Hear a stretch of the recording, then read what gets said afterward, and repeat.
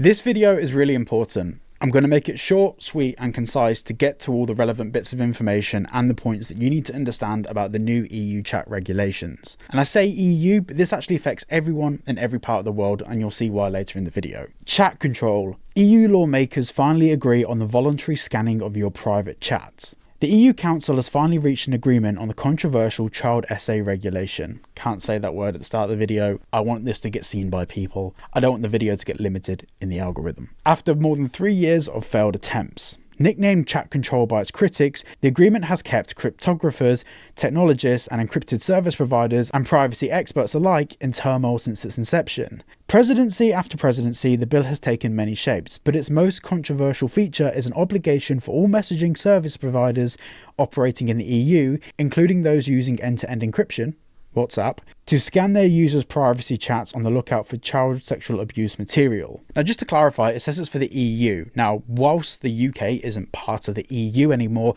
we do sit on the board of regulators, and a lot of privacy laws and technology laws are shared between both the UK and the EU. We're not a paying member of the EU anymore, but what we are is on the same boards and regulatory committees that sit within the EU. So this will actually apply to the UK as well, and we'll see more information about that when they actually publish their official report on what they're intending to do. Now, this is just another thing that various governments around the world are doing to basically have an element of control over people. And now more than ever, your privacy is becoming more and more jeopardized. And this is why I recommend things like private internet access. Of course, they're an affiliate for the channel. So if you're looking for a fantastic VPN, use the link down below. You get 4 months free and 86% off. They don't keep any logs. They don't cooperate with your governments. Honestly, go and check them out. But we're seeing the shift that over the past 10 years, we've had fantastic control over our privacy because we've been understanding the internet better. We understand how countries, websites, and all different services actually utilize our data. And because we understand that better, companies and services have cropped up and appeared to allow us to manage how our data is handled online.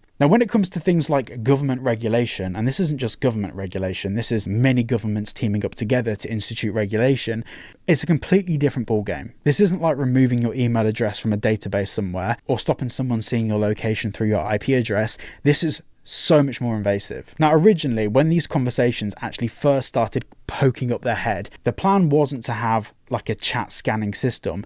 They wanted basically keywords to be flagged in a database and for people to manually review the conversations, i.e. everyone's treated like a suspect until they've read your chats and ruled you out as being a suspect. Now, of course, this is a massive privacy concern, and enough people kicked off about this that they're now actually modulating this regulation. They're changing it.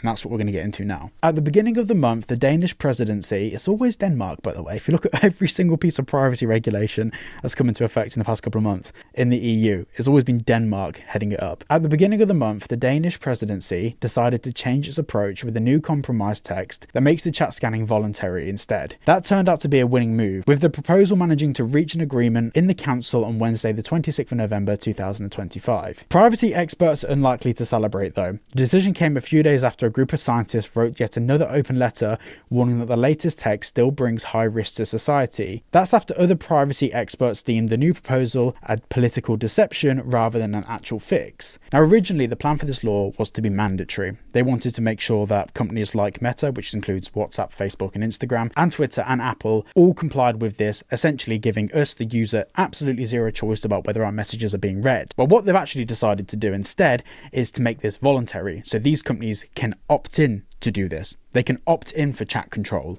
Now, here's the problem. They're not opting in their own private personal data. They're opting in our personal private data. And we do get a say in this. We either have access to platforms like WhatsApp or we just decide not to use it. That is the only say we get in this, which is absolutely absurd. As per the EU Council agreement, the new law imposes a series of obligations on digital companies. Under the new rules, online service providers will be required to assess how platforms could be misused and, based on the results, may need to implement mitigating measures to counter that risk, the council notes. Now, in terms of the mitigating measures, they haven't said what those mitigating measures might be, but that may be things like companies reading your private chats, i.e. Joe Blogs, an employee at WhatsApp, sat there reading your private messages with your family, friend, partner, whatever they might might be. Now, at this point in the video, I want to say that not a lot of people are talking about this, and there's good reason for that. A lot of people are getting angry that myself and other creators aren't making videos about this, but the main reason we're not making videos about it is that a lot of the legislation and current discussions that have actually taken place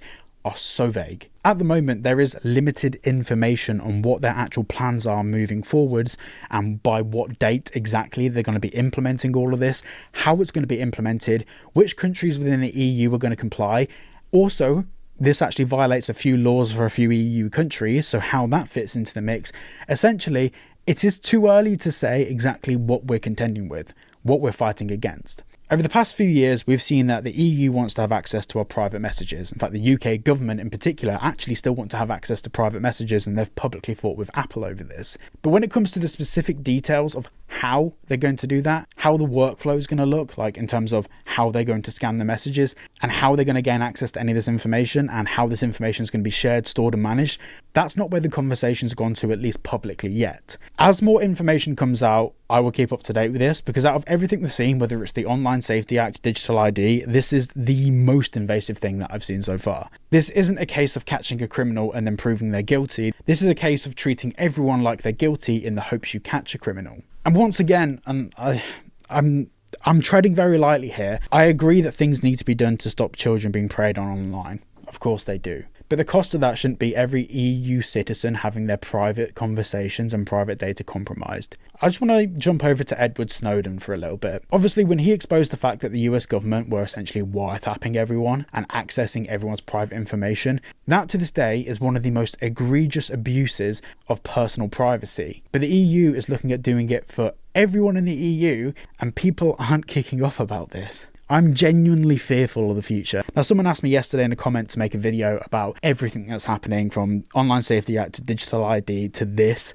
And I am working on a full video, and at the moment it's sitting around an hour and a half long, of all the presented risks and all the countries that have been involved and how all of this has expanded. I'm working on that. That has been a massive project so far. It's taken me about 4 weeks just to write the video. So that video will be coming out in the next month or so. I'm trying to get it done quickly, but I thought it's important to drop this video just to get the information out there, so you guys can keep up to date with the news as and when we get announcements on stuff like this, so you can make your own calculated decisions about what platforms you use.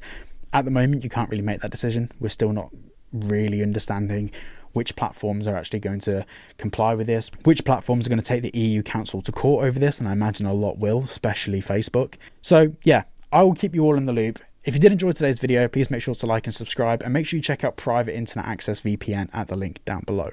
Thanks for watching, and I shall see you all in the next one.